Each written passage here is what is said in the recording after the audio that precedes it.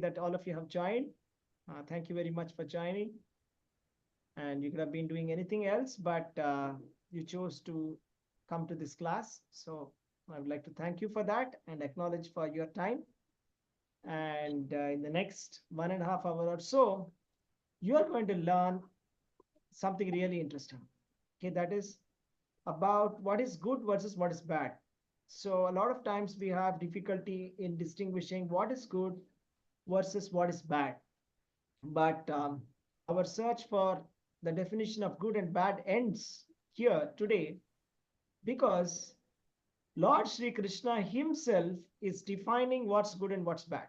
So, Hare Krishna, Prabhuji. Sorry for interrupting. Prabhuji, your voice is low, Prabhuji. Thank you. Yes, very low, Prabhuji. Thank you. Is it better now? Mhm. Still, it's low, Prabhuji. No, it's low. Hare Krishna. Better now? Okay. No, okay. Now Okay. it's fine. Yes. Hare Krishna. Thank you very much. Thank you for the feedback. So I was saying that thanks to Lord Sri Krishna, our search for the definition of good and bad is ending today. The reason is because he is himself explaining what's good and what's bad. So what's better than that? So how many of you believe in morals? Type me in the chat. Good morals. That society should be founded based on strong moral system. How many of you believe in that? Type me in the chat. Yes, that's nice. So, but then the challenge is it's very easy to debate and discuss and distort the definition of good versus definition of bad. So, for example, what's good for me can be bad for you. What's good for you can be bad for me. So, it is subjective based on the time, place, and circumstance, and politically or socially or geographically. It is very easy to distort the definitions of good and bad. Okay, that's the reason why we have so many definitions of good and bad. Now, thankfully, we have Bhagavad Gita with us. So the eternal guide for us, Ekam Shastram, Devaki Putra Gita. Let there be only one scripture, Bhagavad Gita. We have that, and we will be using that for understanding what is good, and particularly we will understand what's bad. Okay, because when we understand darkness, then we can understand and appreciate the light better. So it's very important that we understand the dark qualities or the negative qualities or the demoniac qualities better. So that's what is going to be today's class. All right, so let us start with prayers. Om Ajnanatimirandhasya Jnananjana Shalakaya Chakshurunmilitam Yena Tasmai Shri Gurave Namaha Nama Om Vishnupadaya Krishna Prasthaya Bhutale Srimate Bhaktivedanta Swaminiti Namine Namaste Saraswati Deve Gauravani Pracharine Nirvishesha Shunyavadi Pasyata Deshatarine Namo Vishnupadaya Krishna Prasthaya Bhutale Srimate Jayapataka Swaminiti Namine Namacharya Padane Tagapatane Gauravatamdana Jai Shri Krishna Chaitanya Prabhu Nityananda Shri Advaita Gadadhara Srivasadi Gaura Bhakta Vrinda Hare Krishna, Krishna Krishna, Hare Hare, Hare Rama, Rama Rama, Hare Hare. So Hare Krishna, welcome all of you to today's session. So it's going to be a really interesting session. The reason is because I'm going to talk about a lot about morals today. So it can be a lot of morals, but it's going to be really interesting because we will understand the proper perspective today, and a lot of things will become clear for us, and we'll be able to see things from that angle. Okay. All right. So let me share my screen and we will start our discussion. Here we go. So this is like called as a divine and the demoniac, divine versus demoniac. All right. You see, this is very unique.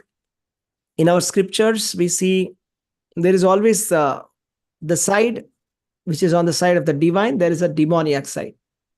Okay, can you tell me in Mahabharata who are on the side of the divine and who are on the side of demoniac?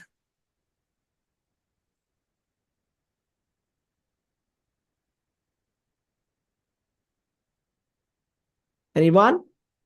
Kauravas are demoniac, Prabhuji, and Pandavas are Pandavas are divine and Kauravas are demonic. That's right. So, and in Ramayana, there was a fight between Rama and Ravana. So, which side was on the side of divine and which was demoniac? That's easy. Ravana is Rama was demon. the divine side, Ravana was the demonic side. Okay, so today, after today's lecture, we'll get like a very deep insight into what's divine and what's demoniac. And then we'll get a very clearer insight and clarity, like a vision. You see, it's like a vision of knowledge. See, it's just like wearing a lens, like an additional lens of knowledge. So what happens when you have additional lens of knowledge? So you're putting another glasses. And when you're seeing with that glasses, you see something else, which you cannot see normally. So that you're going to get today. So it's going to be really interesting. So pay attention. All right. So here we go. We're starting with the context. So first of all, why do we need all this? Why do we need the different types of these beings, etc.? Let's see that. Okay. Let's start with two types of beings. Okay. All the creation, we have two types of being. Type 2 in the chat. Two types of beings. And what are they? The divine and the demoniac. The divine and the demoniac. Okay, always. Also called as a Sura and Asura. Okay, Sura and Asura. Sura means divine, Asura means opposite, demoniac. So this is from Bhagavad Gita, chapter number 16. This entire lecture is from chapter number 16. And this is from the 6th verse where Krishna is saying, would anybody like to read this? I will just expand this. Yes. Yeah. Yes. Anybody wants to read this?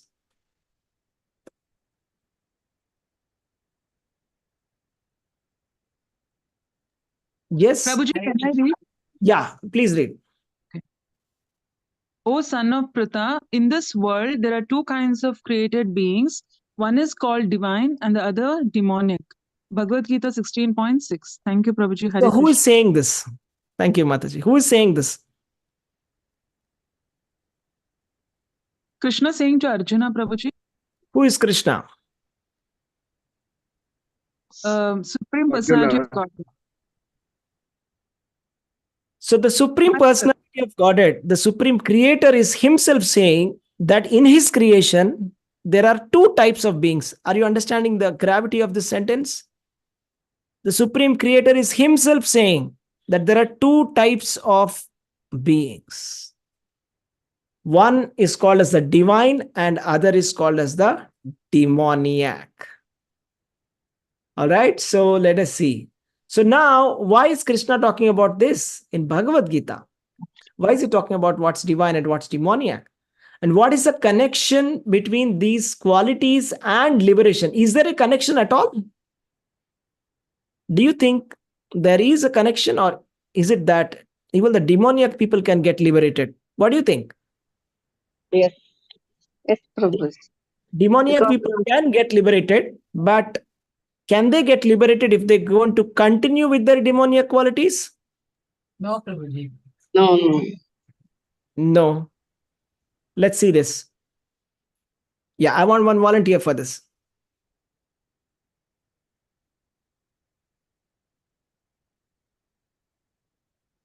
Yeah. Can anybody read this? Hare Krishna, Prabhuji.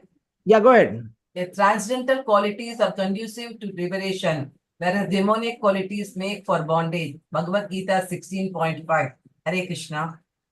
Okay. So here he's saying the transcendental qualities are conducive for liberation, whereas the demoniac qualities make for bondage. Okay, let's go back to this. He says two types of beings, divine and demoniac. So the divine qualities are conducive for liberation. The demoniac qualities are going to result in bondage. Okay. So what's the difference between liberation and bondage?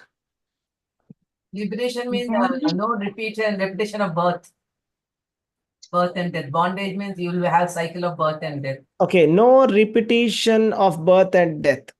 So what is so good about not repeating the birth and death? What is the final consequence? Birth and death, you are going through miseries only. Finally, Okay. we have to reach Godhead, abode of Godhead, Prabhuji. Okay, can I say that there will be no suffering? Yes, Prabhuji. So bondage, Miseries, suffering. miseries, or suffering. So it's a clear choice. It's a binary choice. What's binary? 0 or 1, true or false, heads or tails. Either you are on this side or that side. We have to choose the side. Okay, there's no gray in this definitions. What Krishna is going to give, either black or white. So if you want suffering, you have to choose bondage. Then if you continue to have asuric qualities, then it's going to result in bondage.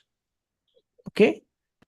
And if you develop the divine qualities, and if you nurture those divine qualities within you, then the result is liberation, which is resulting in no suffering. Okay. So that's the context. So is the context very clear why we are reading the demoniac and the divine qualities? Type clear in the chat if you got that.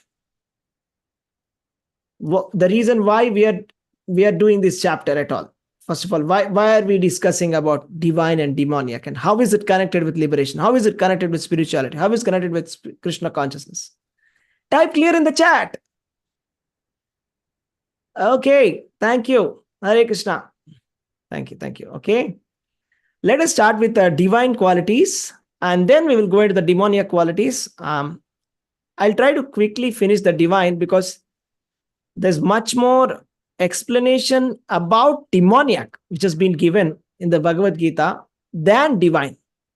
Maybe for a reason. Maybe I will leave it open for your interpretation. Why there is less information about the divine and more information about the demoniac. We'll find out. So let's begin. Here are some qualities that the divine people possess. Okay? Hare Krishna. Kindly mute yourself. So these are the qualities. Fearlessness, purification of one's existence, cultivation of spiritual knowledge, charity, self-control, performance of sacrifice, study of the Vedas, austerity, simplicity, non-violence, truthfulness, freedom from anger, renunciation, tranquility, aversion to fault finding, compassion for all living entities, freedom from covetousness, gentleness, modesty, steady determination, vigor, forgiveness, fortitude, cleanliness, freedom from envy, and freedom from passion for honor. Okay. Now, there are a lot of qualities here. Let's go one by one. Okay. Let's go one by one. Let us start with the first quality, fearlessness. Why is it important to be fearless? Can you think of an example of an animal which is always fearful?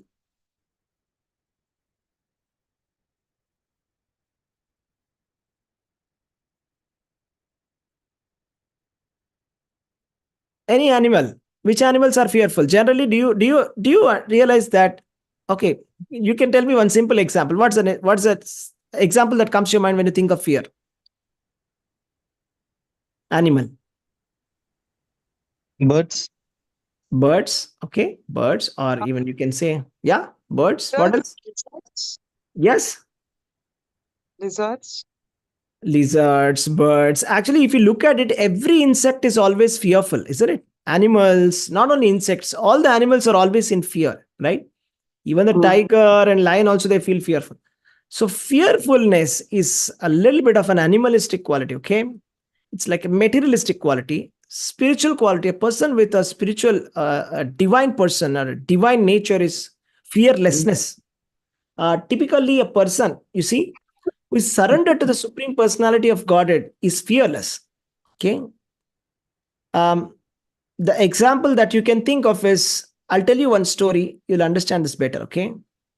There was one great devotee by the name Anantalvar. Okay. Anantalvar was a great Vaishnava devotee who is from Tirumala, who was serving the Tirupati Balaji deities. One day, there was a snake that comes and bites him. And when a snake comes and bites him, everybody becomes very fearful. And then they say, why don't you just go and take some remedy? But then Ananta Alvar is like saying, I'm sorry, I don't have any time for taking any medicine right now. Let me continue with my services. So he was like the priest, okay? He was like the official priest of Tirupati Balaji. This is like almost 1,000 years ago, approximately. And he's absolutely fearless. There's a very poisonous snake which has clearly bitten him. And he's just continuing his activities, his services. And he's saying, please don't disturb me. I'm very busy. I have to do so many services to the Lord.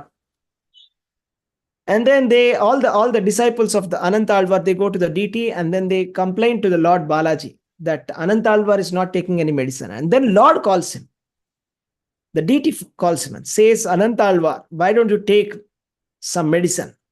So he says, my dear Lord, this poison is nothing. Because the thing is, inside me, there is so much of poison. I have the poison of Kama, Krodha, Lobha, Mada, Matsarya, lust, desire, anger, enviousness, greed. There is so much of poison inside that this poison can counteract that poison which has come. So it's a competition, my dear Lord. If my poison is more than that poison, the snake's poison, I will be alive and I will serve you here. If let us say that snake poison is more powerful than my poison, then that's fine. I'll leave my body and I'll go back to Godhead and serve you. Okay, type fearless in the chat. That's called fearlessness. How many of you got that? So that's called fearlessness. So then the Lord was very happy and nothing happened to him, of course. Okay. So when you are surrendered to the Supreme Personality of Godhead, you become fearless. Okay, this is a very divine quality. Now, let's go to the next one. That's purification of one's existence. You see, we are supposed to be purifying our existence. Okay, the purpose of our life is for purification of our existence. What does that mean? It's called Sattva Samshuddhi. Sattva Samshuddhi means it is something like that of a cleansing. How many of you like cleaning your house? Type me in the chat. How many of you like cleaning? How many of you love cleaning? Type me in the chat. How many of you are obsessed with cleaning? Type me in the chat. Okay. That's nice. Okay, that's nice. So that's what we want to do. Not obsessed, but okay. I'm just joking. Sometimes we are, but that's nice. So that's that kind of obsession we need to have with ourselves also. That I want to clean myself. So now what's cleaning? What do you mean by clean? How am I going to clean myself, right? So it's called Sattva Samshuddhi. It's at a deep level, subtle level. Okay, it's not at a physical level. So at a physical level, yes, I can get a body wash. I can get a nice soap and a scrub and do a nice body wash, right? But that's not what I'm talking about. Sattva Samshuddhi is a deeper level of cleaning. Okay, it's a cleaning of the subtle body. Okay, so that is possible by spiritual practices, to purifying oneself by following the rules and regulations given by the spiritual master. So the rules and regulations are given by the Shastra, scriptures, that, okay, wake up at this time, okay, get ready this time, take a bath so many number of times, okay, do some meditation, okay, do some chanting, okay, do some charity, these kind of purification activities, okay, or the samskaras. So we are doing various different kinds of rituals and spiritual activities, okay, which are cleaning ourselves, okay. But the thing is, if we don't clean ourselves, we remain dirty, just like our house. If you don't clean your house, it is just dirty, isn't it? So you have to clean your house. Similarly, you have to clean your consciousness. How do we clean? What's that famous verse from Shikshashtakam? Who's going to say that? What's the first line of Shikshashtakam? What's the first line of Shikshashtakam? Cheto Cheta dar- Darpana Cheto Darpana Marjanam. Marjana means cleansing, cleaning, right? Cheto means our consciousness, inner consciousness. Cleansing of the inner consciousness is possible by Sri Krishna Sankirtanam, by chanting the holy names of Krishna. Sankirtanam, congregational chanting of the holy names of Krishna. We can cleanse our existence. We can clean, we can purify ourselves. We can purify our existence. So the idea is we want to become purer and purer. Okay, just like, how many of you like washing clothes? Okay, you can see my cloth. Okay, this is like, it's a brand new kind of a shirt. That's why it's looking so white. Okay, dazzling white at the moment. But then just imagine, I eat, after this class, I eat a little bit of sambar and I just spill it here. What's going to happen? What's going to happen? Stain on the cloth. It's going to be a stain here, right? Okay, let's say I'm going to be doing some gardening. What's going to happen? Dirty. It's going to become dirty. Mud. Stain. So what should I do to clean it? Wash it. I have to wash it nicely, right? I have to do a stone wash, right? Immediately I have to wash it. And I have to keep washing it, okay, so that I'm not accumulating any dirt, okay? So we are living in a material world, okay? So there's a lot of dirt that's always coming inside our consciousness. There's so many impressions that are coming, which are disturbing us. So we want to be able to clean this, okay? So this is called as a purification of one's existence, okay? The third thing is called as the Jnana Yoga Vyavastitihi. Jnana Yoga Vyavastitihi. Let us see this. What is it? Here, okay? Cultivation of spiritual knowledge. So material knowledge we get by going to a university, by paying some fees. We're learning, we're studying something, 10th, 12th degree, engineering, post-graduation, we're getting some knowledge. But then this is about Jnana Yoga Vyavastiti, that is spiritual knowledge. Spiritual knowledge cannot be attained from material textbooks. I can't get spiritual knowledge from my 10th class textbook or from my 12th class textbook or from my engineering textbook or from MBBS textbook or MBA textbook. No, that's not possible. Spiritual knowledge is available only in the spiritual textbook, Bhagavad Gita. Am I right? Bhagavad Gita, Srimad Bhagavatam. So regularly reading this Bhagavad Gita, cultivating the knowledge. So it is not that you get the knowledge automatically. No, it is not possible. You have to put some efforts. You have to put some efforts to cultivate. That's the word is used, cultivate. What do you cultivate? Where is the word cultivation? Crops. Crops is a lot of work, isn't it? You have to put the right seeds and you have to water it very carefully, right? So similarly, spiritual knowledge, very carefully, you have to take it from the right source, from the right person. So we have to take it from the spiritual master. We have to take it from the right textbook. Bhagavad Gita, the uncontested king of all the knowledge, the best of all the knowledge. Okay. All over the world, you try to find any better spiritual textbook, it's not possible. You can't find any textbook which is better than Bhagavad Gita. Okay. And then we're getting this knowledge from the disciplic succession. Okay. We're getting the knowledge from the disciplic succession. Sorry. So that's the idea. Get the knowledge from disciplic succession. Okay. And get the knowledge from a bona fide spiritual master.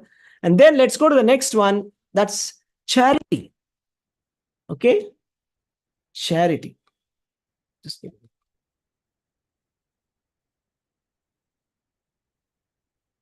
All right.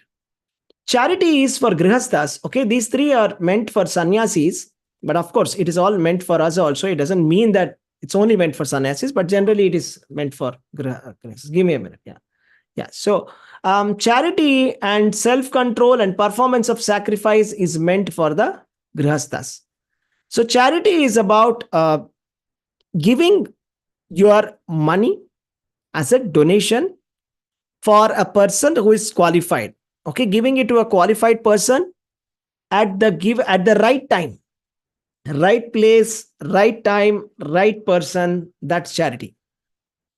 Okay, there are again different types of charity. I'm not going to get into that, but This is not a charity for name and fame. Name and fame charity means I give it to somewhere and then ask them to put my photo or put my board there. Okay, that's like for name and fame. Everybody is going to say, okay, he's such a great person, great man. Here is a person who has constructed this thing. He's the person who has constructed this building, is this school, this education institute. So that's like name, fame, and not very spiritual actually. Okay, I'm talking about spiritual Vedic charity, which is meant to be given for spiritually advanced people for getting rid of our sinful activities. That is charity. Self-control is about controlling our senses, particularly grihasthas. They're supposed to be regulatedly living their life. So what's a regulated life? Okay, just like we have a tap. You see the tap. Why do we have the tap? Tell me, why do we have a tap? To So control. that we don't waste water. So that we don't waste water. Okay, control the flow. Whenever needed, you open the valve and the water comes out, and you close it, it will be end. Even regulator, the gas cylinder has a regulator. It's meant for opening the gas or closing the gas. So it's a control. So similarly, the grihasthas also should be having a controlled life. Okay, the husband and wife should be in a controlled sense gratification. It cannot be unregulated sense gratification is not a divine quality, but regulated sense gratification is allowed in the Vedas, in the Shastras. That is okay, that's self-control. And then performance of sacrifice. Let's see performance of sacrifice. So this is performance of sacrifice. So performance of sacrifice, there are so many different types of sacrifices. One type of sacrifice is called as offering your material wealth or material objects in the fire. That is called dravya yajna. Okay, dravya yajna. That is like there'll be a fire that will be consecrated, and there'll be priests called the Ritviks, and then they'll be chanting the mantras from the Vedas, and then we will be giving some offering inside the fire sacrifice. Okay, how many of you have experience of this, doing it at some point of time, maybe during your wedding or maybe during vastu, or what do you say, gruha pravesha, sometime or the other, right? How many of you have the experience of this? Performance of a fire sacrifice, that there's a Ritvik and there's a priest and who is saying swaha, swaha, and is putting some things. Okay, that's called dravya yajna. Okay, performance of sacrifice. This is for meant for pleasing the Supreme. You see, the thing is, this performance of sacrifice in Kali Yuga, what is it? In the Kali Yuga, what does it translate to? Performance of sacrifice. Chanting the holy names of Krishna. Yeah, that's the Sankirtana Yajna. Right? That is the chanting of the holy names of Lord Krishna. So this is the Sankirtana Yajna. Anybody can perform this sacrifice. You don't need a Ritvik. You don't need a Brahmin priest. You don't need to spend a lot of money. Generally, this performance of sacrifice is a very expensive affair. Okay, I tell you. Recently, there was a big festival that happened in Hyderabad. Okay, a couple of years ago. That was a statue of equality. How many of you heard about that? That is Ramanujacharya statue. How many of you heard about that? Statue of equality. A huge statue has been installed in Hyderabad. It's called Statue of Equality, and there's a very beautiful temple also there. And for that, they had performed, I don't remember, I think hundreds of fire sacrifices at the same time. Hundreds of people. I remember going to that place where there was like a very big yajnashala, hundreds of different fire sacrifices done at the same time. Okay, and they were all chanting the mantras and they were offering the fire. And they told that, okay, in the press release, that just for that sacrifice, they needed ghee. And that ghee, tell me something, can you use buffalo ghee inside a fire sacrifice? Is that allowed? No. No. Buffalo milk. Okay, buffalo milk. Buffalo milk is not considered to be pure, okay, as per the Vedic Shastras. So buffalo ghee is not allowed to be put inside the fire sacrifice. Somebody can say, hey, what's the difference? Buffalo milk is also white. Cow milk is also white. What's the difference?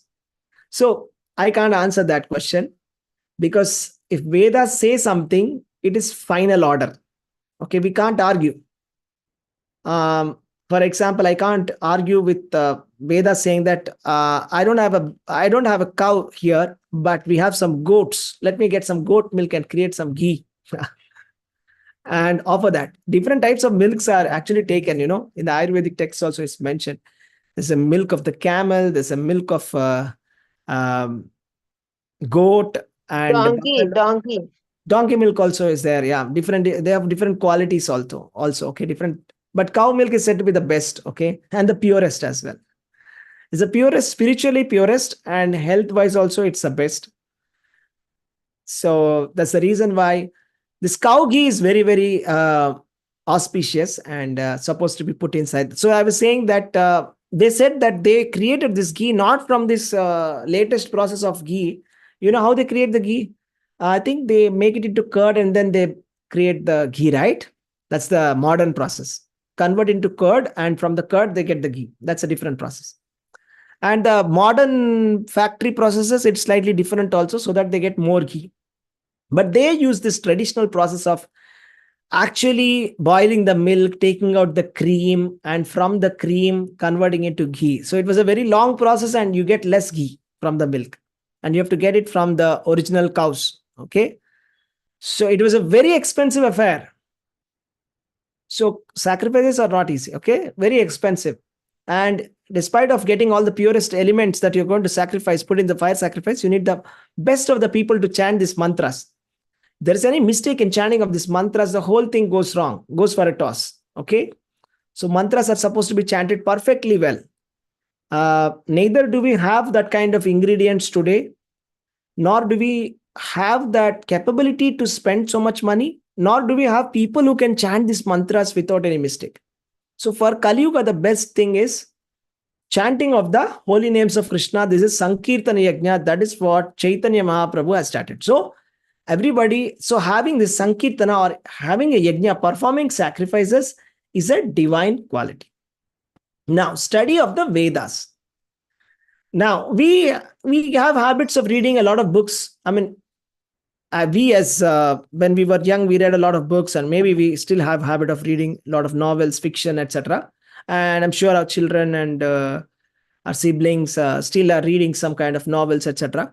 But then there's a difference between that kind of literature and the Vedic literature. Okay, the Vedic literature is slightly different. It's like completely different. The difference is this: the normal literature is called avidya, and the Vedic literature is called as vidya. Vidya means real education, the real knowledge. Whereas any knowledge which is manufactured by human beings, it's avidya. Avidya means ignorance. Okay, the entire Vedas, they have a consistent message. They're asking us to surrender to the Supreme Personality of Godhead. So they are talking about the eternity of the soul and importance of a spiritual life. This is the theme of the Vedic literature. Whereas the theme of non-Vedic literature, can you tell me what it is? What is the theme of any kind of a novel or anything? What it is? It's just a person's imagination, Prabhuji. Imagination, and what's the final Sense goal? gratification. Sense gratification. Ultimately, to gratify our senses, it's like Alice in the Wonderland, Harry Potter, and actually there is no transformation or any useful information inside Alice in Wonderland or Harry Potter that we get by reading this kind of, I don't know, there may be many more. Sidney Sheldon. You can add some more names, popular novelists. Nicholas Sparks, Sidney Sheldon, yes, Prabhuji. So many. Sherlock Holmes. So many authors, so many books. That is like Western. Even Indian also, we can find many. All the local Indian languages, we'll find tons and tons and tons of books, stories, family stories, stories Panchatantra, stories from about the previous kings. So many stories, okay, they can keep you entertained, they can gratify our senses, but actually they're bringing about nothing. There's no transformation that's happening.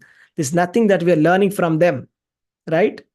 When you watch a movie, do you learn anything from that? When was the last time you learned something from any movie that you have watched?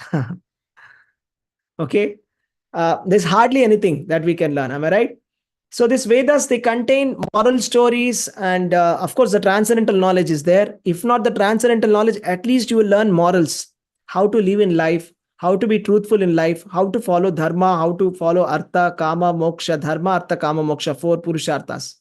At least that much. That is like the bare minimum standard. And the highest part of it is Krishna consciousness. So the study of the Vedas is a divine quality. Austerity. Austerity means I restrain my senses from enjoyment, even though there is no necessity. It's like a voluntary hardship. I take a self-disciplined step to give voluntary hardship to purify myself. So the best example yesterday was Ekadashi. It's not that we didn't have food to eat. Am I right? It's not that we don't have a kitchen to cook. We have enough food. And it's not that we are hungry. We are not hungry. We could have cooked nice food even yesterday and eaten, but then we chose not to eat grains. So that's a choice. So that's called tapasya. Restraining, even though when you can do it, but still you have stopped it for some purpose. It's a kind of a practice. It's a kind of a self-discipline, right? So this austerity, again, has to be positively used for the sake of Krishna, because austerity is also used by the demons. Am I right? What's the best example of demons? Can you tell me some examples of demons doing austerity? Hiranyakashipu. Yes, Hiranyakashipu. He did 60,000 Ravana. tapasya. Ravana. Ravana. Yes, Ravana, he worshipped Lord Brahma and he got boons from him. He worshipped Lord Shiva, got boons from him. What else? Can tell me more examples of austerities by demons? We can see many. No. Yes, Vritasura. Vritasura is a demon. Yes. Ritasura is demon, but he's a devotee and he didn't do Yeah, anything. but he doesn't do austerities. Yeah. Even Bharakasura. Hiranyaksha also is a demon only, right, Prabhuji? Who? Hiranyaksha, brother of Hiranyaksha also is a demon. Hiranyaksha also is a demon. He also worshipped Lord Brahma. He did the tapasya and he got some boons. Yes, Prabhu. Ganga Prabhu. Yes. Have you heard the story of the Bhasmasura? Hmm. Right? So he worships Lord Shiva and then he says that whomever I put the hand on, that person should become turned to ashes. Then he gets that boon and then he wants to try it on Lord Shiva. And then he starts chasing Lord Shiva. Right? And then Lord Vishnu comes and he comes in the form of a Brahmin boy, and then he convinces him to put his hand on himself, and then that asura dies. So austerity can be performed by demons as well, but we're not talking about that austerity. We're talking about it's called Aradita Yadihari Tapasa Tapakim, Naradita Yadihari Tapasa Tapakim. The meaning is, if you're worshipping Lord Krishna, then there is no need of any tapasya.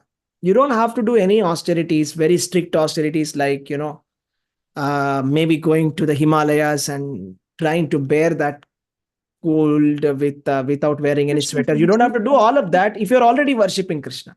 Naradito yadi hari tapasa tapakya. If you're doing all the austerities, but you don't worship Krishna, then again it's useless. So in both ways, it's useless. If you're worshipping Krishna, there's no need of tapasya because you're already doing the best thing, topmost tapasya. Vasudeva parantapaha. Krishna consciousness is the highest austerity or the greatest austerity. If you're not worshipping Krishna, again, these austerities by Hiranyakashipu, Hiranyaksha, Ravana, again, tapasa tapakim, what is the use of that? Useless. So that is austerity supposed to be performed for the sake of Krishna.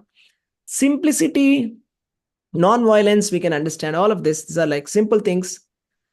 Being simple as a devotee, not being too complicated, not having kutinati, diplomatic behavior. We should avoid diplomatic behavior. Straightforward. Congruence. It's called congruence, right? So congruence between what you think, what you talk, and what you do. That should be congruence. Simplicity. Krishna likes simple devotees. Non-violence. Not to harm any living entity. Jiva Daya. To be very kind towards all the living entities, particularly avoiding to eat meat, because even a small pinprick, right? Even if a small mosquito bites us, we become angry, is it not? How many of you become angry when a mosquito bites you? Yes or no? And then we chase that mosquito, isn't it? Like some kind of chasing the enemy, right? And then we kill it. So if a small mosquito bite is so painful, what to talk about inflicting violence towards animals just for eating their meat? That's a lot of bad karma. Okay. So that's non-violence is divine quality. Truthfulness, being truthful, is a divine quality. I don't need to expand more on this. It's very obvious. It's very important to be truthful to ourselves, truthful to the spiritual master, truthful to Krishna. Okay, very important. Then we can be closer to Krishna. Okay, not having any falsehood, not entertaining any lies, right? Freedom from anger. Okay, I'm sure you can relate with this as well. You can't consider a very angry person to be a spiritual person. Am I right? Am I right? It's very simple to understand. Prabhuji, what about Durvasa Muni? Durvasa Muni is a special case, and he is actually the incarnation of Lord Shiva. That's the reason why he is angry. That's one reason, number one. And the reason number two is his anger is for teaching some moral for others generally. So he doesn't get angry unreasonably, of course, except for the case with Ambarish Maharaj. He doesn't unreasonably get angry. He wants to chastise. He's like, he chastises people who are transgressing dharma. Okay. So that's the idea behind his anger. So can't comment too much on him. He will become angry if I comment on him now. Okay. Thank you, Prabhuji. Yeah, Hare Krishna. So, but then he's definitely a great personality, because if he has got a mention in Srimad Bhagavatam, he has got a Leela with Lord Ramachandra, he has got Leela with Lord Krishna. So definitely he must be a very great personality, isn't it? So it's just a Leela. Okay, we have to understand why he's angry. It's like a negative example you can think. Okay. So it's like a little bit of entertainment also. When Durvasa Muni comes into the scene, sometimes some funny things happen. Sometimes some very serious things happen. Like, when Ramayana, when Durvasa came, Lakshmana was banished. You remember, that towards the end of winding up pastimes of Lord Ramchandra. So a lot of things happen like that. Okay. Once Durvasa Muni goes to Radharani and he says, okay, give me some food to eat. Then Radharani prepares some laddus from mud of Vrindavan. Then he's about to get very angry. Okay, she's going to give him mud laddus. Now he's getting angry, and okay, he says, okay, try it. She says, try it. And then he eats it and he finds it very tasty. Okay, then he gives Radharani a boon that if you cook, whoever eats your food that you have cooked, they are not going to fall sick. Okay, so it becomes a very nice boon, because Yashoda, when she gets to know that Radharani has got this boon, she requests Vrishabhanu that Radharani comes to Krishna's house every day for cooking. So then there's a very wonderful Leela that happens. So different Leelas happen because of Durvasa Muni. Okay, let's go to the next one. Renunciation. That is like renunciation from materialistic activities, and renunciation from Tyaga. Renunciation is Tyaga, giving up attachment towards material possessions. If we are like too materialistic, if we are too attached to our wealth, then how can we call it spirituality, isn't it? I mean, in the long run, think about it. I understand that may not be possible for us to artificially renounce everything and suddenly become a saint. I understand that point. But you also must be able to appreciate that any person who is not renounced, or on the opposite, who is very attached to wealth and possessions, is certainly not a divine person. Okay, that's not definitely a divine quality. So renunciation, on the other hand, is definitely a divine quality. Okay, again, renunciation also, our definition, our Acharya's definition, we must renounce everything which is not conducive for Krishna consciousness. We must not renounce something which is conducive for Krishna consciousness. That is called mumukshubhihi harisambandhi vastunaha. That means if anybody is trying to renounce, okay, some people in eagerness to renounce, when they hear this principle, they become very excited and eager, and they even want to renounce Krishna consciousness. They want to renounce Krishna conscious activities also. And they think that it is a supreme renunciation, but actually that renunciation is called Falgu Vairagya. It is not a real renunciation. It is artificial renunciation. It is only superficial renunciation. Okay. So renunciation principle is you must renounce as much as which is coming on your way for Krishna consciousness. That's the principle. Tranquility is peacefulness. Aversion to fault finding. Again, fault finding without a reason is not acceptable. We don't want to unnecessarily criticize. But if you want to find faults within yourself, you are always welcome. I hope you got the principle. If I want to find faults in myself, it's a very good activity. I can go on and on and on and keep finding my faults. And I can reveal that in front of Krishna. I can say, Krishna, I'm so and so. I'm so fallen. I'm this, I'm that, I'm this, I'm that. Krishna will be really pleased if we say that. And if you say, Krishna, but you are a reservoir of all the qualities, but I am not. I am very fallen. Then Krishna will be happy. That's the way to worship Lord. Okay. So, of course, aversion to fault finding, if you have to understand positive things, sometimes you have to find faults. That is okay. That's allowed. For example, how do I tell that? If I have to talk about Ramayana, for example, okay, we have to talk about Ravana. We have to find faults in Ravana, isn't it? For example, if we're talking about Duryodhana, okay, we're discussing about Duryodhana, all of us here. We have to discuss Duryodhana and say, okay, here are the faults in Duryodhana we should avoid. Okay. We should not take this to other extreme where we are saying, okay, Duryodhana is also a nice person, Karna is also a nice person, and this is extreme. Okay, that is not expected or necessary. The idea is the purpose of fault finding is for our education, for a positive motto, not for the sake of criticism, for the sake of education, for the sake of alerting ourselves that, or training our mind to say that, okay, this is not good, this is not good. So to train our mind, we are finding faults, not for the sake of finding faults. Okay, I hope you got that. All right, compassion for all living entities. We discussed this.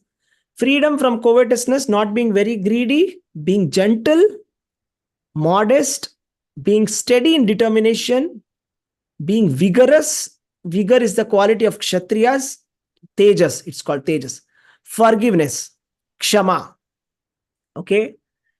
Kshama is called Kshama Pushpa. Is like a flower. Okay. So if you actually want to please the Supreme Personality of Godhead, you should have this quality. And it's also said, it's also said that forgiveness is one of the greatest aspects of Dharma. So you should have that broad heart that you should be willing to forgive anybody if they're asking for forgiveness. And even if they're not asking for forgiveness also, if you have the broad heart to forgive, then definitely you are on the path for realization. Okay, that's a divine quality.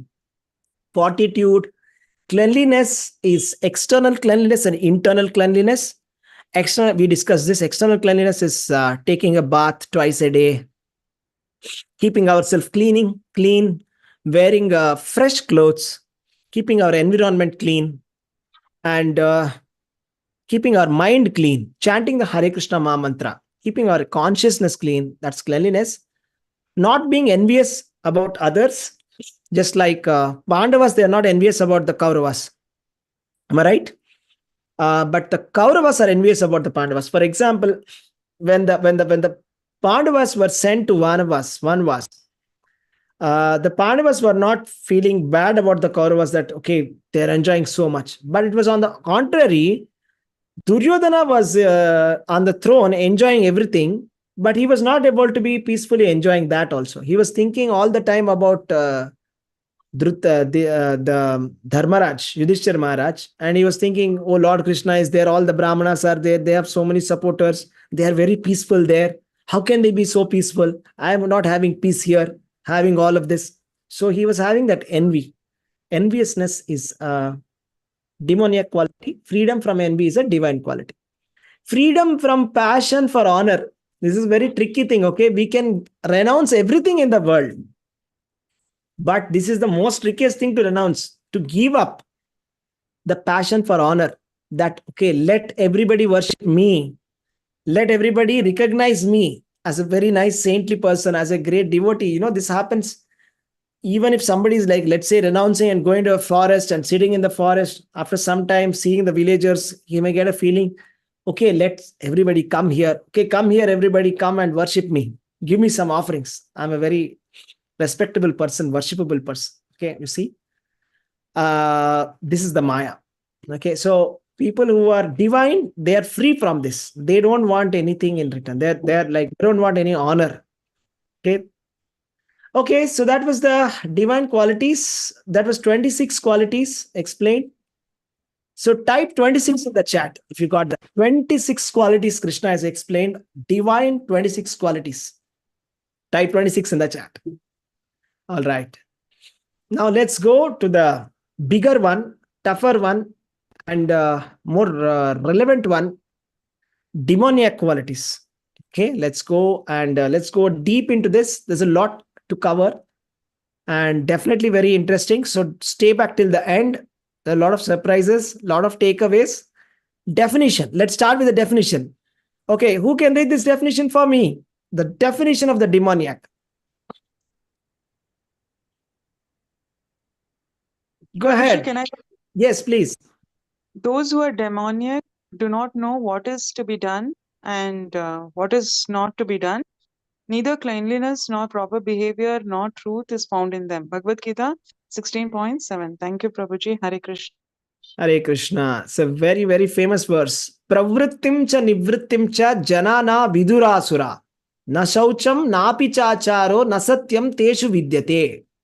Is one of the favorite verses of Srila Prabhupada as well, because he has given a lot of lectures on this. So the idea is this.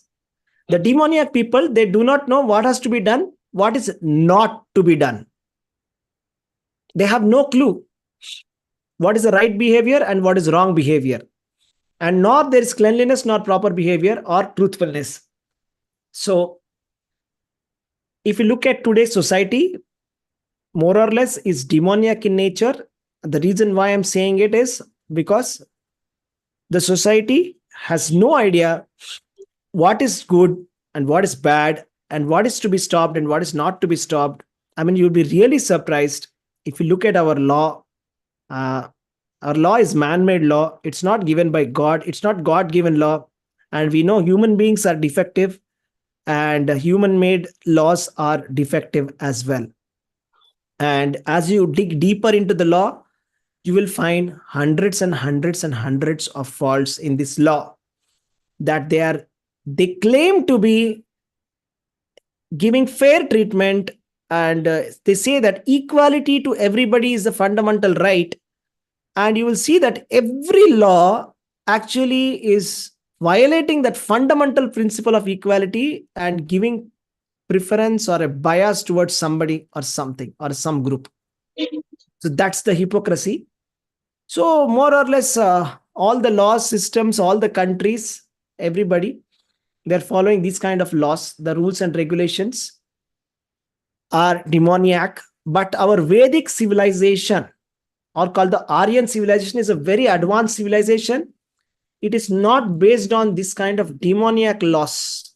Okay. We are following the scriptural principles of the Vedas. Of course, not really, because on paper, the Vedic civilization is gone long ago. At the moment, like, we are following some kind of systems which are not really Vedic in nature, and we are trying to be a little bit Vedic by chanting Hare Krishna Maha Mantra and doing some activities.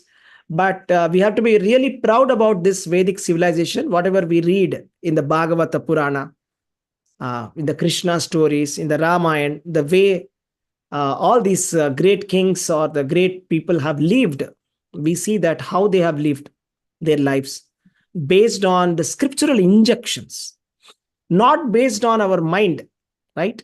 So it says, Manaya yatra gachanti, tatra gachanti vanaraha, shastrani yatra gachanti, tatra gachanti venara. Means, if you go by your mind and define your laws, that I feel I should do this, then such a person is called Vanara. Vanara means monkey, ape man, chimpanzee, monkey man. But Shastrani, if you follow the scriptures, then Venara, then human being. If we follow Shastra, Veda, scripture, then we are human being. If we follow our mind is a monkey mind. It will say something, it can say anything, anytime. Don't trust it too much. Mind is the most dangerous. The biggest non-devotee in the world is not outside. It's right here, the biggest enemy, right? Atmaiva hyap, atmana bandhu, atmaiva ripura atmanaha. The greatest enemy is mind. Mind can cheat us. Mind can tell us something to do abominable activities which are not supposed to be done, which can be very sinful and which can implicate us. The mind will say, do it. That's our mind. Don't trust your mind. All right. So the demoniac people, they don't trust scriptures. They trust the mind. They are not clean. They don't follow the cleanliness, and they're doing a lot of nonsense. I'll discuss in detail. Okay. The whole class is about this now. All right. So let's just go ahead and see the next thing. That was just definition. We just got started with this topic. The definition is this, that the demoniac people don't know pravritti and nivritti. What is supposed to be done, what is not supposed to be done. What is supposed to be done? Tell me, what is a pravritti? Can anybody tell me quickly? Let's use common sense. Okay, let's talk in Krishna consciousness. What is supposed to be done? What is not supposed to be done? Okay, what is Follow scriptural injunctions and lead a regulated life, and be true to your conscience, and okay? all ahimsa and everything you have to follow, all the 26 qualities. Okay, all of this is pravritti. Okay, fine. If you have to further simplify it and say, tell me one thing that we have to do in Krishna consciousness. If that, what is that one thing? Be a Chanting. devotee Devotional to service. God. Devotional service. Yeah, devotional service or chanting, or you can just simplify it and say, always remember Krishna, always remember God. We can say that, right? So that's pravritti. Do this. Be compassionate to living entities. Always remember Krishna. That's it. Finished. Nivrutti. What are we not supposed to do in Krishna consciousness? One thing. Not four things. Just tell one thing. We should not break four regulative principles of Bhagavad Gita. Okay. How can you simplify that and say? Do not eat meat. Do not That's, do no, intox- that's that, no, that's, you can you simplify it? Tell me Do one not thing that we forget should not. Krishna. Do not forget Krishna. That's a nice one. Okay. Do not forget Krishna. You can say that. You can put it like that. That was very wonderful. Okay. But I'll take that. It's definitely the correct answer. But let's look at some variation. How about don't indulge in sense gratification? Is that okay? Always remember Krishna, pravritti. Always remember God. And never forget God, or don't indulge in sense gratification. Because sense gratification is more or less the opposite of Krishna consciousness. Right? It's like the east and the west. The more we do sense gratification, the farther we go away from Krishna. Okay, that's the definition. That's what happens. You can practically yourself experience it and see that. The more we gratify our senses, the more we make ourselves excessively comfortable than necessary, excessively opulent and luxurious than necessary, then we naturally go away from Krishna. That happens with your own experience. You will be finding out in your lives. Okay. I don't need to say, nobody needs to say you. You'll yourself know that something is going wrong here. I'm forgetting Krishna. So that's the thing. The demoniac, they do the exactly opposite thing. Okay. They just do sense gratification, right? And nivruti, for them, the pravruti is sense gratification. That is for them, do is sense gratification. For them, if you tell them these rules, regulations, like they can't take it. For example, I tell you one example. Srila Prabhupada always says this example that, once there was one English person in the England. He came to Gaudiya Mutt sannyasi and he said, okay, give me Brahmin initiation. Make me Brahmin initiation. Give me initiation for Brahmin. He said, yes, we can give you. Just give up 4 things. He said, okay, what are the 4 things? He said, no meat eating, no illicit sex, and no intoxication, and no gambling. And that man said, impossible. That's my life. My life only is these 4 things. If you remove this, my life is gone. Impossible. So demoniac culture. Demoniac culture means completely life, everything lifestyle based on exactly the opposite principles. What we are not supposed to do, that is the do's. That is must. That is the center of the civilization. That is the demoniac culture. Okay, we'll see more now. Okay, what is the belief system of a demon? Again, demon, generally when we think of demon, we immediately think of a person with maybe some horns and looking very ugly. Not necessary. It's not physical appearance. It's, I mean, like in even Ramayana also we see description of so many demons. Some of them having different heads, many heads. Ravana had 10 heads. Some of them looking very ugly. Maybe like having one eye, or very, very ugly, disfigured. That is a dramatic presentation, but doesn't have to be. Can be very beautiful as well and still be a demon. How do we know? Based on the belief system. Okay, let's see the belief system. Okay, let's start with the belief system. Okay, who's going to read this? Now we have entered into a very interesting part of the class now. Okay, yeah, let's go. Who's reading? They say that this world is unreal with no foundation, no God in control. They say it is produced of sex desire and has no cause other than lust. Bhagavad Gita 16.8. Thank you, Prabhuji. Hare Krishna. Yeah. How many times did you hear this, that the world actually came from a Big Bang theory? There was nothing, and there was an explosion, and the world came into existence. And nihilistic theory, that there's no God, there is no morals, there is no good, there is no bad, there is no bad karma, good karma, nothing. There's no God. Just enjoy your life. There's no God in control. There's no God, nothing. Only science is there. The only reality is that population is coming because of sex desire. That's it. There's nothing other than lust. Lust is the cause for the world. This is like the demoniac philosophy. Let's see more. Yes, let's see this. Anybody else wants to read this?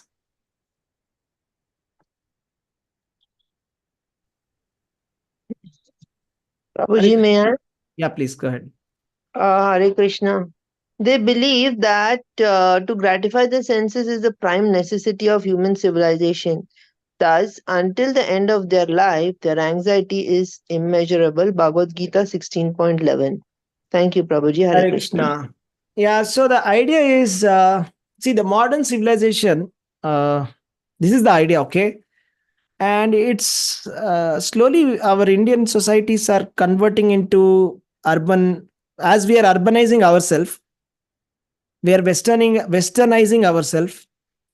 Western doesn't necessarily mean always bad, but whatever we are taking is definitely bad from them. So their philosophy is this, that enjoyment is in the center. That's the necessity. For example, husband and wife, the most important thing between a husband and wife is sexual relationship. That is the center. So as long as that's going well, you can continue with the relationship. If it's not going well, then you need to change the partner. That's their philosophy. Okay. So they continue with that. They change multiple partners, 1, 2, 3, 4. There's no limit for it. they continue to have children, and sometimes they don't even have marriage as well. More or less like you see the street, you see some dogs. You see the dog is like mating with another dog, and then after the next season, it's mating with another dog. More or less like that. There's no difference. I mean, if you see all the serials, the web series, I don't know if you watch these series, Friends and How I Met Your Mother, and there are a lot of very popular web series that the youth is very much attracted towards. And if you actually see what's there in the center of these web series, and what's like the message, what's the philosophy that's being taught, this American web series, what is it that they're teaching is sense gratification, sexual relationship, no need of any marriage, okay, changing partners, no loyalty, everything and anything, okay. Krishna is saying this is highly condemned, and the end of their life is anxiety, is immeasurable anxiety. That is their end, and they are very, very beautifully wrapping those web series in a very nice wrappers, and our youth are like very much attracted towards that.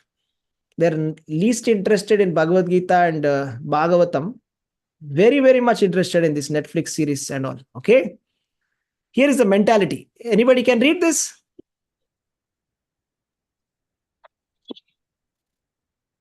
Can I read, Prabhuji? Yeah, go ahead. The demonic person thinks, so much wealth do I have today, and I will gain more according to my schemes. So much is mine now, and it will increase in the future, more and more. He is my enemy, and I have killed him, and my other enemies will also be killed. I am the Lord of everything. I am the enjoyer. I am perfect, powerful, and happy. I am the richest man, surrounded by aristocratic relatives. There is none so powerful and happy as I am. I shall perform sacrifices. I shall give some charity, and thus I shall rejoice. In this way, such persons are deluded by ignorance. Bhagavad Gita 16.13 to 15. Okay, Hare Krishna. Thank you, Mataji. So here is the demoniac philosophy, mindset. Okay, I have so much of money. Okay, let me put the money in this investments, that, and I'll grow the money. I'll become very rich in future. Okay, he's my enemy. Office politics, you see, office politics, college politics, real politics. And okay, he's like my competitor. I'll get him transferred. I'll get him out of the way. I'll get him moved to some other department. So like almost like I've got him killed, something like that. I'm the Lord of everything. I'm so perfect. I'm so good. I'm so handsome. And I think that among all my brothers and all my sisters, I'm the best. I'm the happiest person. I've got the best things in my life. Okay. And there's nobody as powerful or happy as I am. Okay. Yeah. I'll do some sacrifices. Yeah. If the Purohit comes and says, do this puja, that puja, I will do that puja. I'll make some grand show, call everybody, give everybody coconuts to break, give some charity to here and there, some beggars, some NGOs. I'll give some money, ask them to put my name, and then let them put it in the newspaper. And then I will get a good name. Yeah. Are you getting this mindset? Yeah. Yes, no. Type yes, no in the chat. Yes or no. Are you able to get it? Hare Krishna. So this is called as the demoniac mindset. Right? Demoniac mindset. This is the demoniac mindset. Krishna is saying, okay, religious practices. How does a demon practice religion? Like now, just now we saw, right? The demoniac person was saying, yeah, I'll do some sacrifice. हाँ पूजा वूजा करा लेंगे, पुरोहित को पंडित जी को बुलाओ, जितना दक्षिणा चाहिए वो दे देंगे, क्या है, कौन सा पूजा करना है, जो भी करना है कर लो, अच्छे से decoration वेकोरेशन, bring everybody, call everybody, make a big show of religion, and distribute some nice food and send it away. That's it. So yeah, anybody wants to read this? Here is the religion of the demon. Self-complacent and always impudent, deluded by wealth and false prestige, they sometimes proudly perform sacrifices in name only.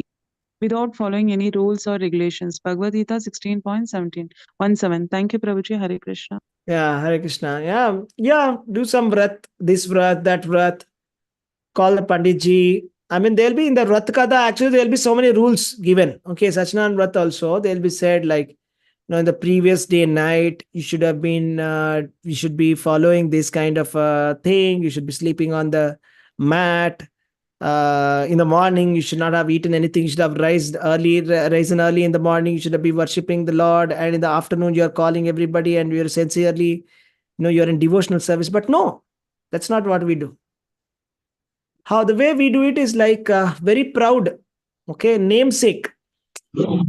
Just like you see, I'll tell you one example. Okay, in Bangalore there is a rule that the rider and the backside guy must wear a helmet, and sometimes people wear a helmet, but do you know what helmet is that?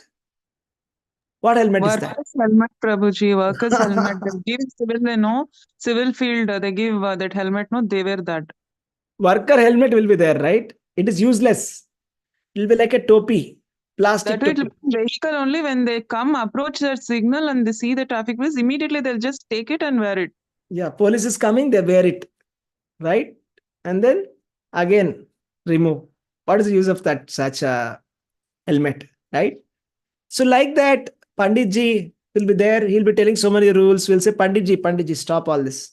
What is this? Are you going to kill us? You're going to say fast till this, do that. कितना घंटे लगाओगे? जल्दी जल्दी खत्म करो, जाना है, खाना खाना करना है, सब लोग आ गए, सबको भेजना है. You have to finish this whole thing. Getting it right? So this is the thing. So this is the mindset. You see? Finish it. Not interested in all this. Religion, rules, regulations. Who cares? Where is God? कहाँ है? वो कौन भगवान कहाँ है? अरे भगवान आएंगे क्या? God will come now? If I do this? This is the mindset. Demoniac mindset. And then what happens? What are the kind of activities that this demoniac person does? Let's see that. Okay, very interesting. Yeah. Anyone, go ahead.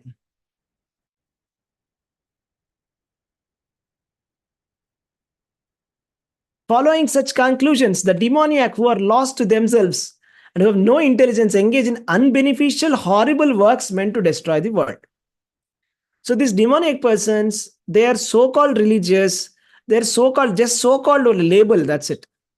So they say that we are running NGOs, we are very nice people, but behind the story, we don't know what all they're doing. They're running an NGO and then they are settling the black money. They're running some trusts and whatever black money that they're getting, they're converting into white money. This is the business of the NGO. This is the business of the trust.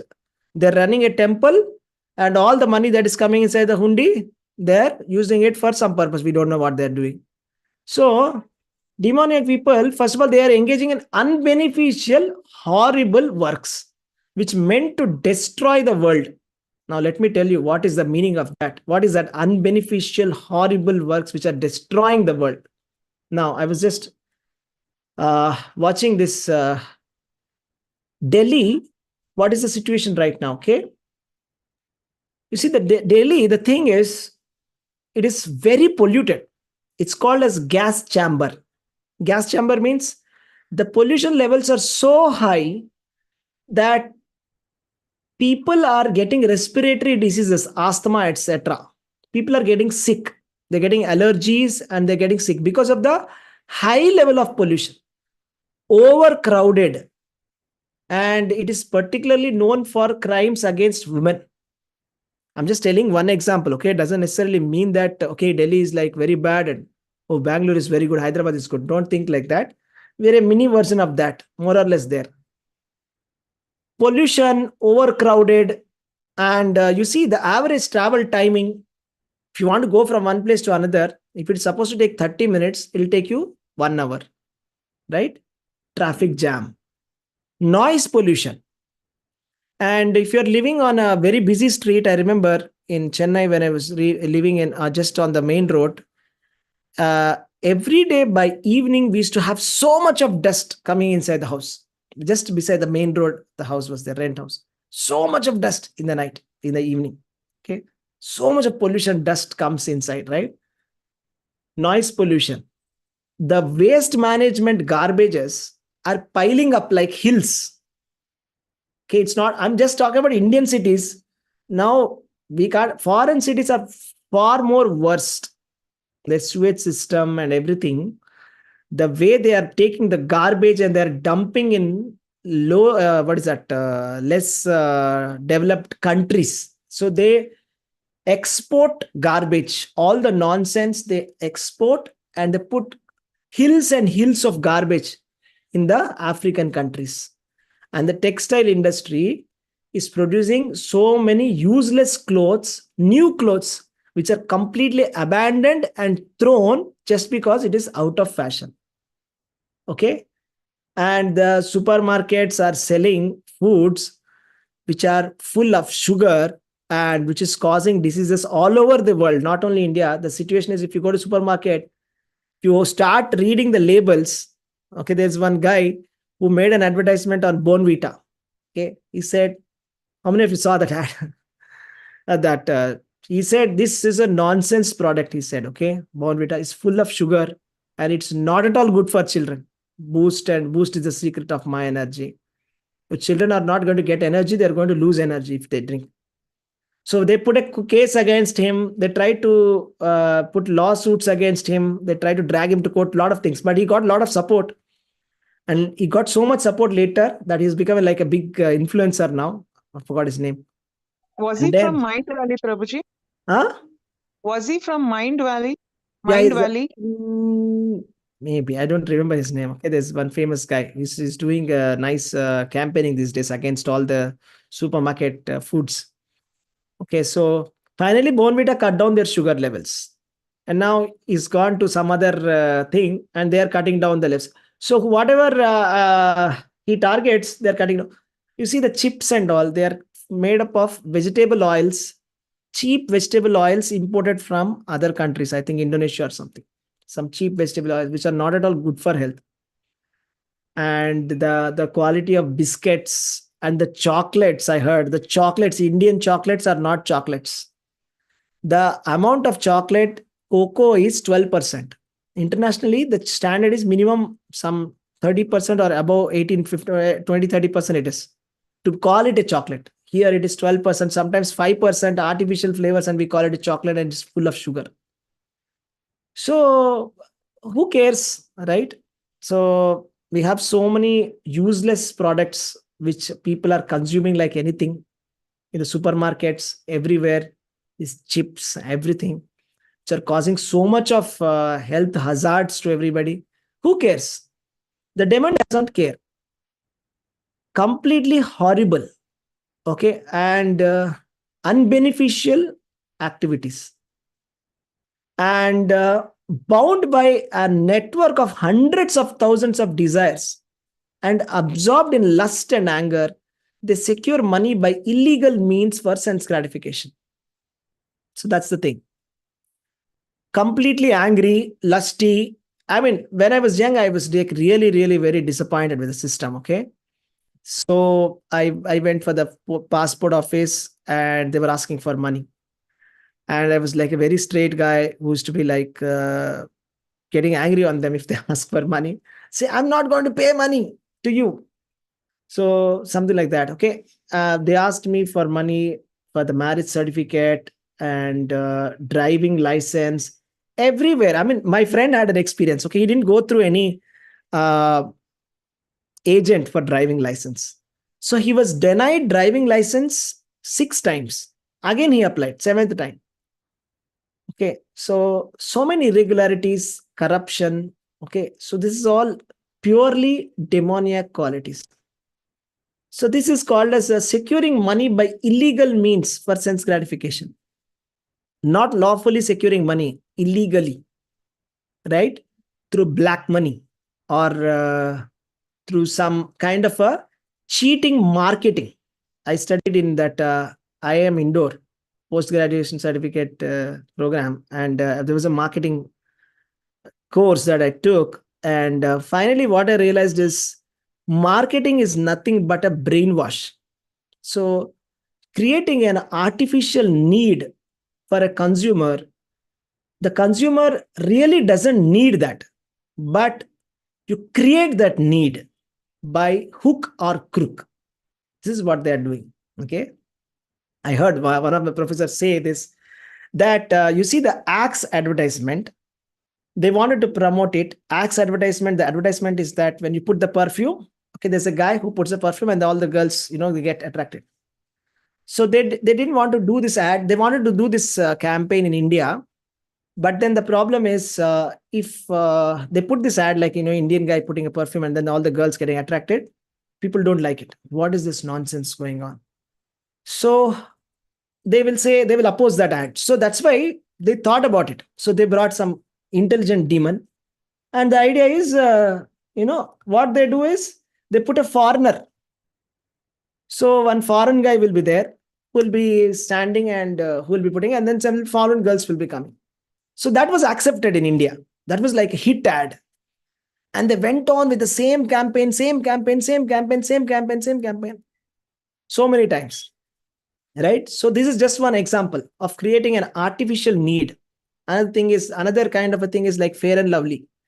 Trying to show that if you're dark, you're useless, you have to become fair, you need to become fair, you need to become fair. Continuously brainwashing, every 2 minutes putting the ad. Right? So what do you think? Am I making sense? Yes or no? Yes? No? Yes, Prabhuji. Making sense? Right? So this is what they're doing. This is MBA. Okay? Marketing. Sorry, I have not to offend anybody. This is what is going on. Okay? That's marketing. Buy one, get one free. Buy one, get one free. And okay, that's also okay. Buy one, get one free is not a wrong thing. Okay, it's okay. Promotion is No, fine. because of that we'll anyway buy, because of getting free, whether we really need it or not. Yeah, it's called BOGO. BOGO means buy one, get one free. Okay, there are many offers like that. Okay, there are different kinds of offers. Artificially increasing the price and saying big billion sale. Right, big billion sale. Of course, these are all promotions. It's nothing wrong. Doing promotions is okay. Okay, that's fine. But trying to take advantage of vulnerable people, like a mother is concerned about the height of the child. So if the ad says that if you drink Complan, then the child will grow 2 times faster. Now, come on. Does it really make any sense? There are some doctors here also. Mataji, you tell me, does it really make sense? Becoming 2 times longer, height, taller, this kind of drinks. Prabhuji, unfortunately, even doctors advise, I think so. Yeah. Yeah. So that's fine. But the They essential. will not advise them to take some good millets or some soup made at home. But this is easy, no? And I think they also get some kickbacks. I'm not sure. Yeah, of course they do. Of course they get. That's the reason why they are promoting this nutritional products, etc. And these claims are crazy claims. I don't know how we allowed these claims to be running in our ads for so long. Like, how can the children be 2 times taller? Do we see double height, 12 feet people around us who drank Complan? Or do we see dwarfs who did not drink Complan? How did we allow these campaigns? I have no idea. Right? These kind of ads, completely brainwashing and making us feel that if I don't give this, I don't know what's going to happen. Even in the recent past also, we have the examples of Byju's, which was a very famous case where they say that, okay, they first book a call with you, they'll come to your house and they will say, okay, your child, can we do a test? And then they will do a test. And then they will say, your child is not good in this. If you're continuing to go like this, he's not going to crack any competitive exam. He'll become a failure. She's going to fail in life. Do you want to be good parents or bad parents? Tell me. I say, we want to be good parents. Then sign up for this 1 lakh rupee product right now. Now. Then they say, no, we will do it later. No, you should sign up right now. That's it. That's the only option you have. You have to sign up now. 1 lakh rupees. Byju's. So just examples of false marketing, etc. Okay. So hundreds of desires, illegal means, whatever, at least is somewhat legal. It's not completely illegal, but We have so many dark businesses going on, illegal businesses going on, kickbacks. It's the politicians and giving tenders to their relatives, promoting their castes, and all the scams that are going on. You see, taking shelter of insatiable lust and absorbed in conceit of pride and false prestige, the demoniac, thus illusioned, are always sworn to unclean work, attracted to the impermanent. The demoniac people are always in the pride, false prestige. There is nothing, but even the beggar is also very pride, feeling very proud. Beggar, even Prabhupada says this, beggar on the street is also feeling proud that I am very great. I am very great. False prestige, right? I mean, something or the other, we'll just take up something and we'll start getting false prestige. My family is great. My heritage is great. My that is great. My this is great. Something, some reason to get a pride, false prestige. This is demoniac. And unclean work and impermanent. Impermanent is like, whatever, money is kind of an impermanent. Wealth, etc. is impermanent. But, these guys, they get attracted to this. Right? And we all know all the bettings that happen, speculation, the trading that happens. So many things are going on, actually, we are unaware of. Okay, let's go to the next one. Attitude towards Krishna. Anybody wants to read this?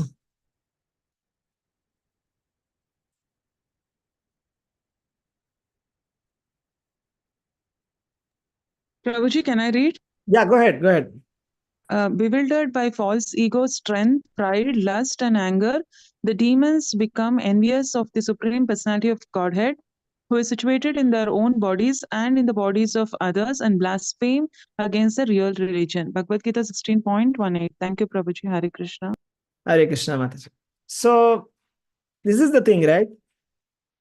So, false ego, strength, pride, lust, these bring us false ego, okay? I mean, like if we have a little bit of strength, we become very proud.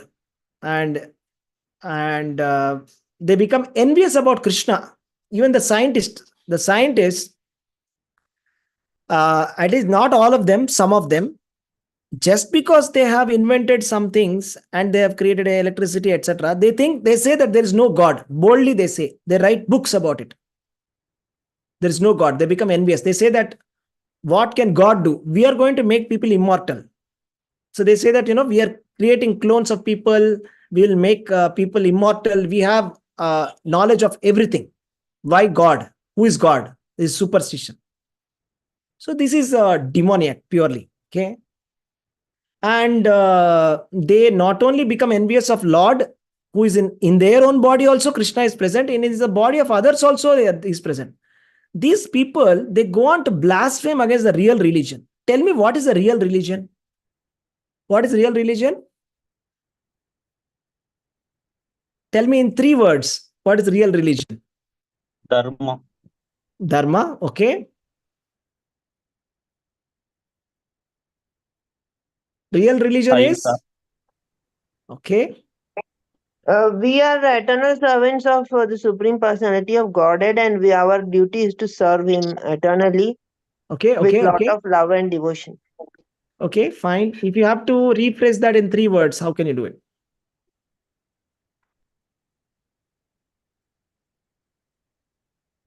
Yeah. Dharma, Unalloyed liberation, back to Godhead. service to Yeah. Supreme. Nitya Mataji, I think she got it. Dharma, liberation, and back to Godhead, Prabhuji. No. Okay, fine. They're all fine. Everything is right, but I'm just looking for 3 words.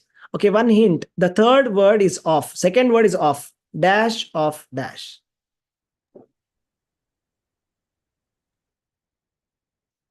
Supreme Personality of Godhead. No. No. First word is love. Now tell me. Love of Love of God. God. Love of God is the real religion. Any religion, the essence is to be able to love God, who is the creator. The creator has given us the energy. The creator, every single day that we got in our life is creator's mercy. It's a loan that Lord is giving us mercifully. We should be gratitude. We should serve Lord. We should love him. That's the real religion. And then this Krishna consciousness, whatever Chaitanya Mahaprabhu taught, the mood of the gopis towards Krishna, that is real religion. But then unfortunately, we see demoniac people, they will heavily criticize this real religion, Krishna consciousness, love of Godhead. And they will say different kinds of names to those people who are following, saying that they are impractical, they are foolish, they're brainwashed, or they'll say that they are useless, not contributing to the society, they are beggars, foolish people. They'll tell everything, whatever possible nonsense labeling they will do. Right? So this is purely demoniac quality, to blaspheme against Krishna consciousness, against Bhagavad Gita, against this movement also. Only demoniac people only do such kind of comments. Okay, they blaspheme against the real religion, and then they say that we are religious.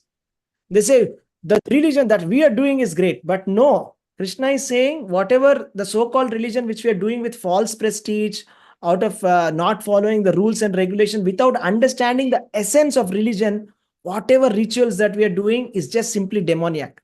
That's a simply demoniac religion. That's it. That means simply some demons are just thinking that they are doing something nicely. That's it. I'm not my words. I'm sorry for using very heavy words, but that's a fact. The real religion is this love of Godhead. This is the essence. This is where we are supposed to come to the conclusion. Even in Srimad Bhagavatam, Lord Vishnu says to Lord Brahma in the Chatushloki Bhagavatam, he says, you have to until you come to this conclusion, you have to do your spiritual practice. So it's like the final culmination of philosophy is to come to this conclusion that I am the servant of Lord Krishna. This is the love of Godhead. And to worship Lord Krishna in Kali Yuga, the way to worship Lord Krishna in Kali Yuga is chanting of Hare Krishna Maha Mantra, or chanting of the holy names of Krishna. This is the best of the religion. That is the reason why even the foreigners who are already religious, they also accept Krishna consciousness. Why should they accept? Tell me. They have their own churches and they have Bible, everything. But then why are they accepting? Because they get answers to a lot of questions. It's so logically answered. I mean, they understand. They all know that everybody knows there is God. But then here they get to know who is God, how great is God, and how Because to love God. Right? Yes, Prabhu? because Krishna consciousness is more matured than their religion. There is a lot of answers in Krishna consciousness. It's full of knowledge. That's right. It's full of knowledge. There are so many answers here. There's so much of peace. There's so much of happiness. There's so much of practical experience. There's so many stories here. Right? There's so much of practical experience. It's like practical life guidance for us. It's not just a namesake religion that we just do some rituals and just sit down and think very proudly that I'm great religion. I'm so-called Hindu. I'm so-called Christian. I'm so-called Muslim. No, it's not like that. It's much deeper than that. Am I right? That's the thing. So these demonic people, they blaspheme. And what's going to happen to them after death? Let's find out. Anybody?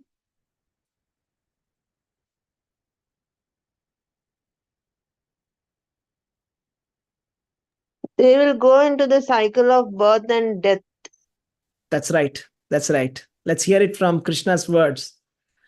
Those who are envious and mischievous, who are the lowest among men, I perpetually cast them into the ocean of material existence, into the various demoniac species of life.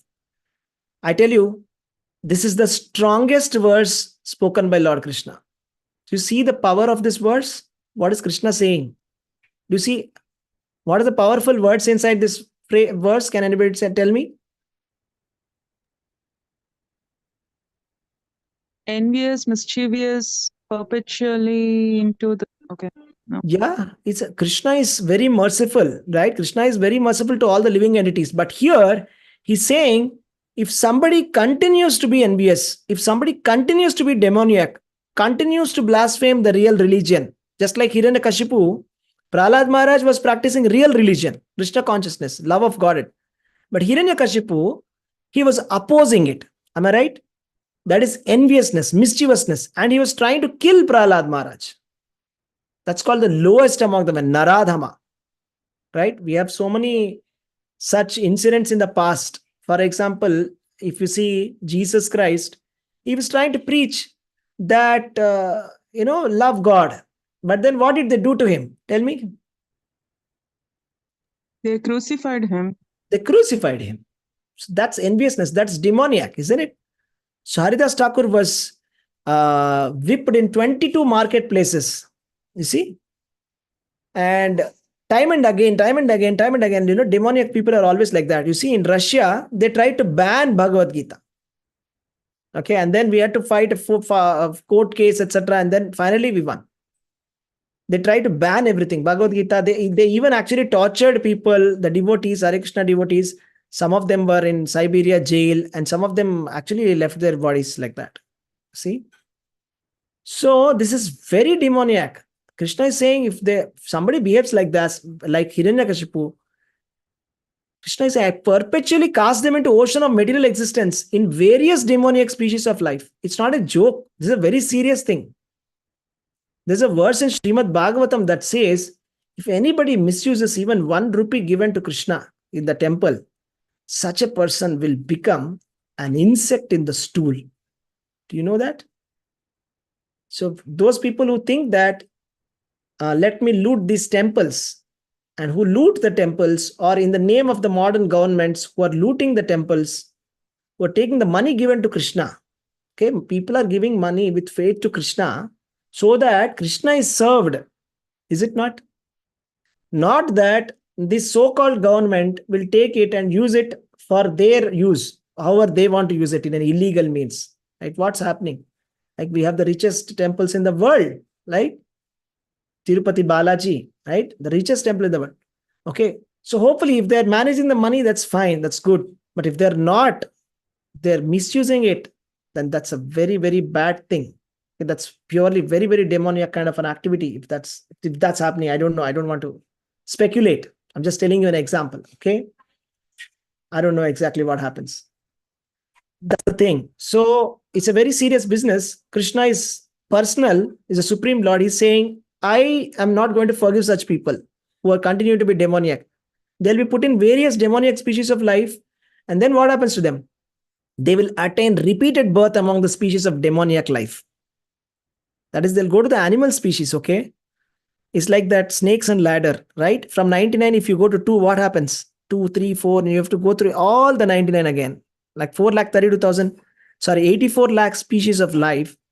If let us say we are put into the species number 1, if you have to go through all that 84 lakh species one after the other, is that not a worst punishment? Can there be any worse punishment than that? So such people who will be attaining repeated birth in demoniac life and they can never approach me, they gradually sink to the most abominable type of existence. It's very serious sentences that Krishna is saying, you see? Right? So that's the way. I've almost like come towards the end of the class. Maybe I'll just conclude with this. These are the qualities of a demoniac person. Pride. Being very proud of oneself is not a good quality. The modern civilization, we have to be proud. We have to act proud. Even in an interview, I take interviews, I go for interviews.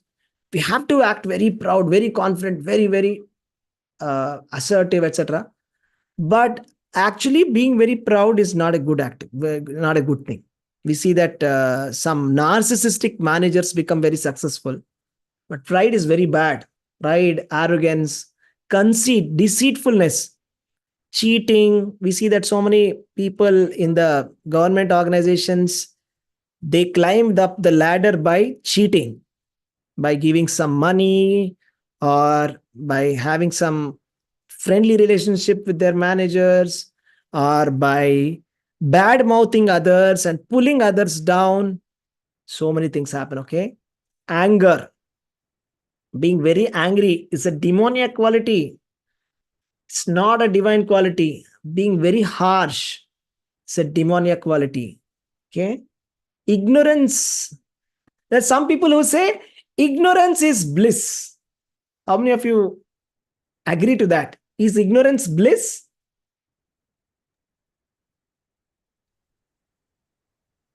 Is ignorance bliss? I know some people who talk to me and who argue with me and they say ignorance is bliss. Is ignorance bliss? So actually, you know what? Yes, I would say yes, and I would say no also. Okay. Like, Yes. Yes. I mean, as far as children are concerned, they are relatively in more blissful situation than us because they don't know the consequences. Otherwise, as you're growing, you have to shed your ignorance. But we are not children, right? We are not. Yes. And if we are called a child, is that a good thing? Of course, it can be talked positively also. But a child means somebody who doesn't know, who's not grown up, right? You cannot remain like a child. For example, if I cross the red light on the traffic and I say that, sorry, I don't know. Will the traffic police accept my childishness? Right? No, not at all. No. Let us say if I drink and drive, and if somebody is drinking and driving, and if he runs into somebody and is killing somebody and says, "Oh, I'm sorry, I did not know that I'm not supposed to drink and drive." Is that okay? Not okay, right? Not okay, right? So ignorance is not bliss. You know what the Veda says? Ignorance is fill in the blank. Let us see. Ignorance, okay, type in the chat. Let's see. Ignorance is bliss. Okay, what is ignorance? Ignorance is dash. Okay, tell me, put in the chat. Let's see what's the best answer that we can get. Quickly, we have come to the end of the session. Ignorance is dangerous. More words? Is that all?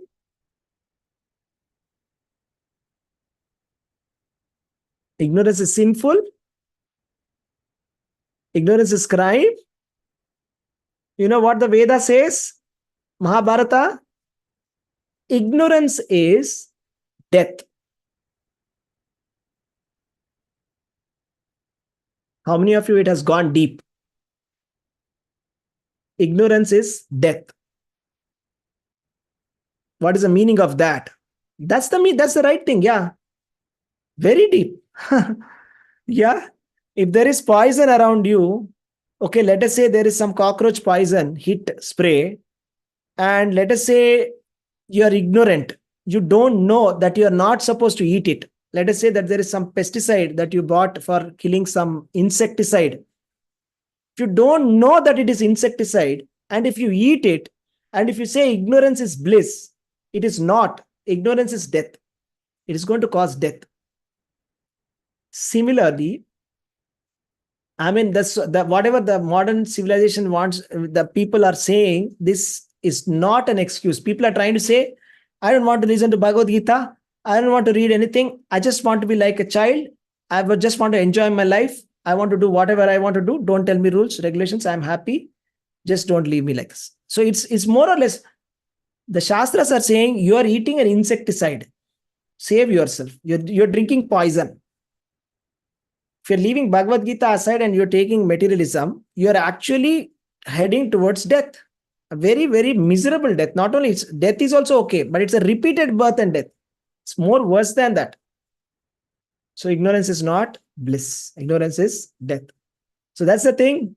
So with this, we'll end it. So that was it. And we did divine and demoniac. And we saw the context of divine and demoniac. And we saw the examples of Pandavas versus Kauravas. Pandavas were divine, Kauravas were demoniac. One simple way, Arjuna is divine. He's on the side of Krishna. Am I right? The Ravana is demoniac. He wants to steal the wife of somebody, right? Demoniac. So whatever our Vedas or scriptures are saying, it's all very nice. It's not an outdated, archaic, irrelevant stuff. It is not something specialized knowledge for some people. No, this is for everybody. It's relevant for all of us. Okay. And it is going to be conducive for our liberation. It may be a little bit harsh. Okay. It's like the poison in the beginning and nectar in the end, right? Like any good thing in life, in the beginning, it's a little bit of a stretch, little bit of difficulty. In the morning, let us say you sign up for some yoga classes, exercises.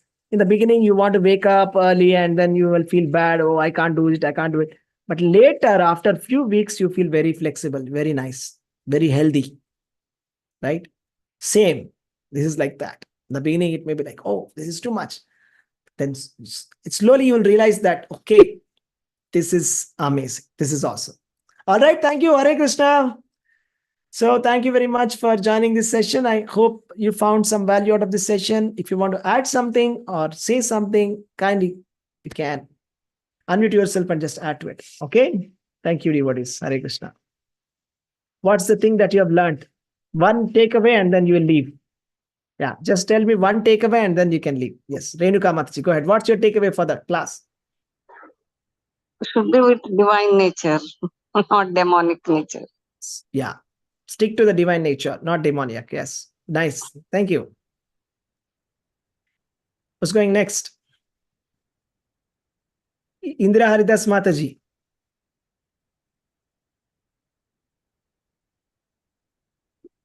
Suresh Prabhu. Hare Krishna. Yes, Mataji. Tell me. We should get some knowledge from Bhagavad Gita and Bhagavatam like that. To get some knowledge. That's right. Thank you. Naresh Prabhu. Yes, Prabhu. Prabhuji, I want to ask, did you remember all the slokas in Bhagavad Gita? No. Because I don't. when you know, you go through the class, you can tell the slokas. Yes. It's very Yes. Thank you. I know few slokas. I don't know all of them. Yeah. okay. So for the class, you know which sloka is it? Yes. Yes, Prabhu. Yes. And I sometimes I have the transcript with me on my screen. Not all on my mind. That's a secret. Okay. Okay. Right. Hare Krishna. Hare Krishna. What's your takeaway? From this today's class is try to cultivate divine qualities by keeping yourself in contact with like-minded people, Right. and having a spiritual master. That's nice. That's a nice one. Thank you. Gange Prabhu. Hare Krishna, all good things we have to cultivate and bad things which have analyzed and demonic nature, we have to detach it. Only the divine qualities we have to cultivate our life, and so that we can reach our the aim of reaching the salvation of our Perfect. Perfect. Yes. Perfect. Thank you. Thank you so much. Yes. Nitya Mataji, did you say? Yes, Hare Krishna Prabhuji, Dhanvat Pranam. Prabhuji, there is a lot of new things which I learned today. One thing is, I have heard and read also that is ignorance is bliss. Ignorance is bliss. And I also had a mentality that if I don't know, it is easy to say that I just don't know and get away with it. But today I learned like ignorance is like, death. This was like, for me, that is a bulb-on moment. So Yes. So acquiring knowledge. One thing is I learned is acquiring spiritual knowledge, and so as much as possible we shouldn't be ignorant, and we should know the scriptures well. At least we should cultivate all the divine qualities. Thank you, Prabhuji. Hare That's right. Krishna. Hare Krishna. Thank you. Thank you so much. Thank you, devotees. Thank you for joining this session. So I would like to end the session here. And I hope you are having a very nice Narsimha Katha every day. And see you soon. Okay? Hare Krishna. Thank you. Prabhuji.